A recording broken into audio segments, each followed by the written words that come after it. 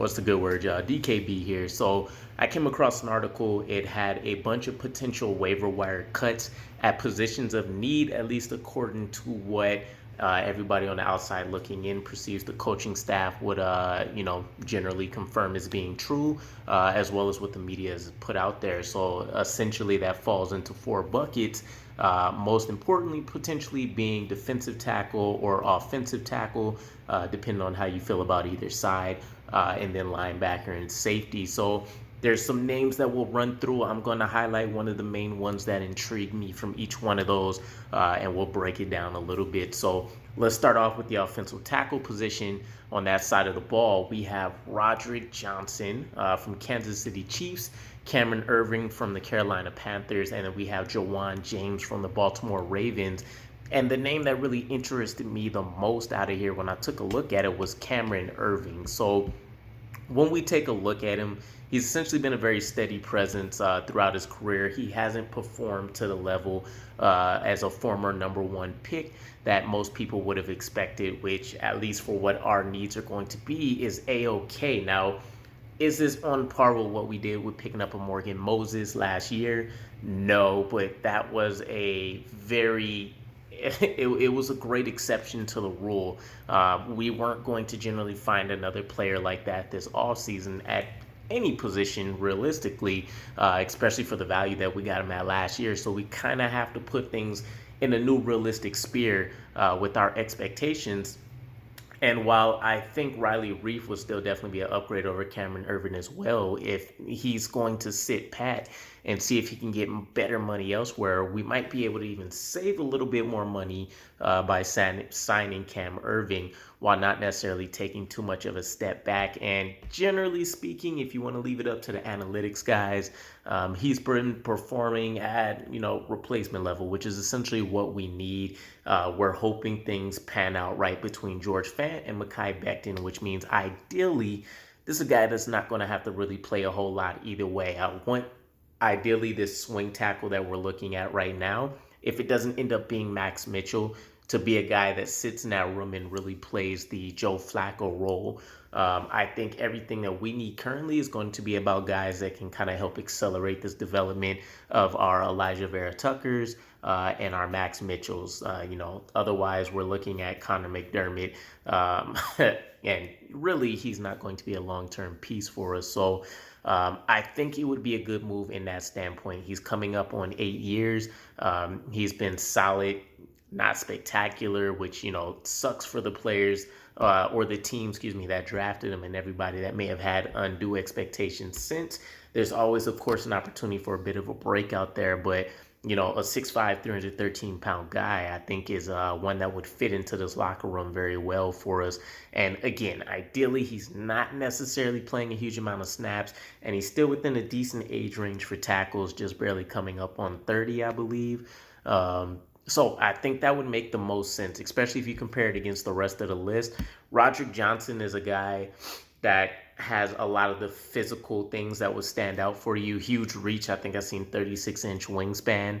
And then Jawan James is essentially purely a right tackle. So if Max Mitchell isn't a guy that our coaching staff thinks can play both sides, or if we ideally see Max Mitchell, which I've seen before as well, as purely being a right tackle, that kind of puts us in a hole.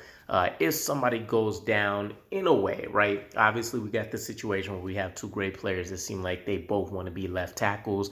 If one goes down, we would just slide one to the other end. But do you really want to put all your eggs in one basket by signing a Jawan James and then somebody doesn't necessarily go down? It doesn't pan out. You don't really get a lot of the versatility like we'll get with the Cameron Irvin, where we've seen him play a bit of guard, and then, of course, he can handle both tackle positions. If we go over to the defensive side, where the most of it's, at least where it appears that most of our needs that are left need to be filled, defensive tackle is one of the key ones for most people. And we have a few names here. So Andrew Billings from the Raiders, Tyler Lancaster from the Raiders, Shelton Day from the Browns, and then Eli Anko from the Bills. And the name that stuck out to me after doing some research was Tyler Lancaster. Now, both of these guys, him and Billings, are essentially being put out due to the numbers game. Think in terms like us at tight end, us at wide receiver.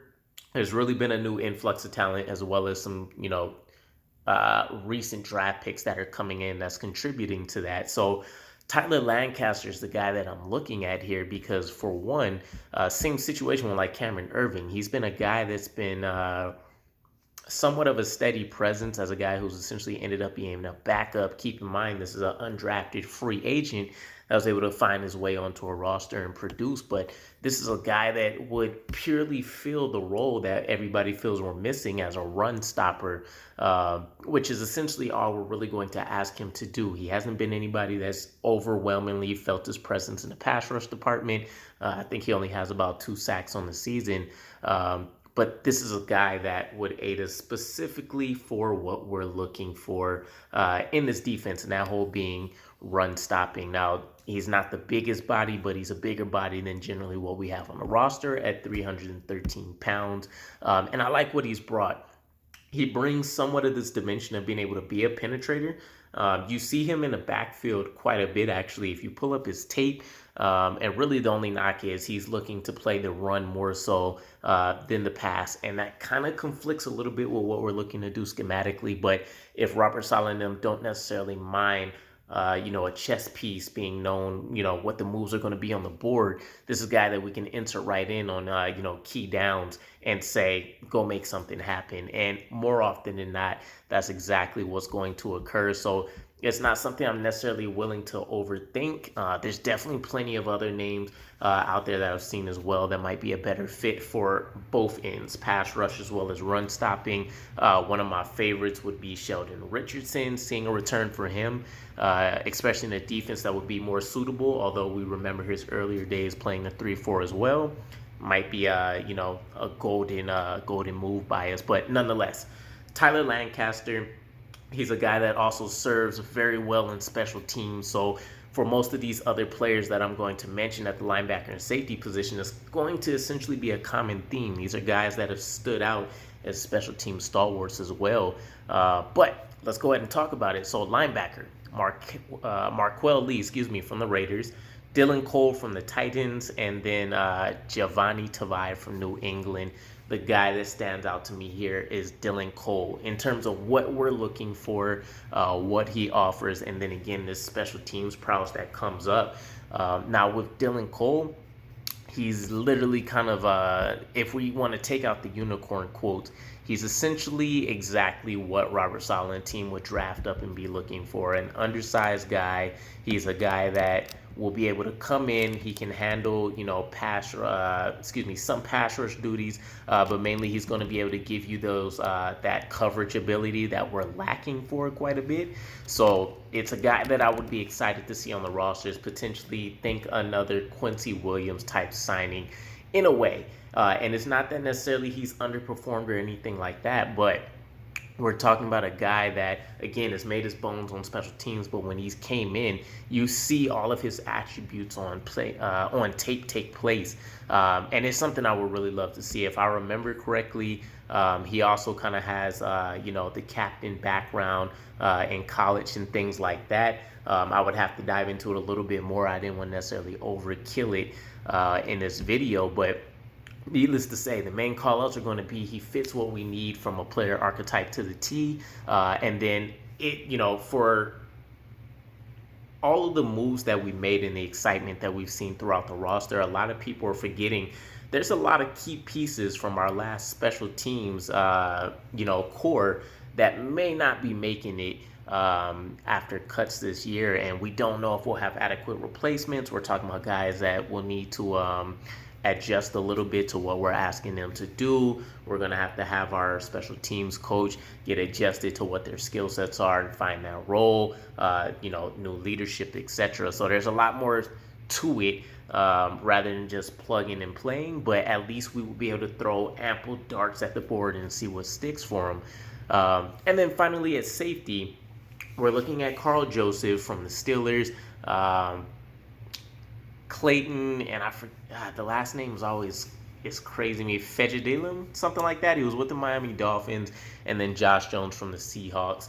And Clayton's the guy that really stood out here for me as kind of a dual purpose safety. He'd be able to go in there. He can play, up near the line of scrimmage to a certain degree. Same thing with free safety. And he's not a guy that's going to be overly useful. This is probably the most special teams heavy guy out of all of the 4 positions that we mentioned here. It's just that Clayton Fedgy, we'll just stick with Clayton. He essentially is probably the second most athletic out of this tier. Josh Jones, the former second-round pick for the Packers, would definitely be the main guy, and I would love to pick him. The only issue was that there's been some concerns with him wanting to play free safety, but not necessarily producing solidly enough at that position. And then when moving to strong safety, reluctantly, which is definitely a huge deal, his play seems a little bit off. You don't really get the feel that he's passionate about it, that he's relishing his role, and that he's just seeing it as an opportunity to, kind of put another tool in his belt. So the fit there would be a little bit concerning for me, but I would love to see his athletic traits there. And then with Carl Joseph, we're talking about a strong safety, which I don't feel we need. So Clayton gives us a little bit of that best of both worlds. I think, though, and, I talked about it when I met up with Long Beach Joe, I feel I'm one of the minorities that are a little bit more comfortable than others when it comes to our strong safety position opposite Whitehead. Between Joyner and Pinnock, I'm very comfortable. I also still love some of the guys that are waiting in the wings, like Will Parks. Maybe one of them show out once training camp hits. But I gave you guys the list. Let me know if you guys feel like there are names that were mentioned here, maybe not mentioned here, that should have been chosen over some of these other ones, and maybe why you love them. But other than that, I'm interested to see what you guys' thoughts are, and I will catch you again. Peace.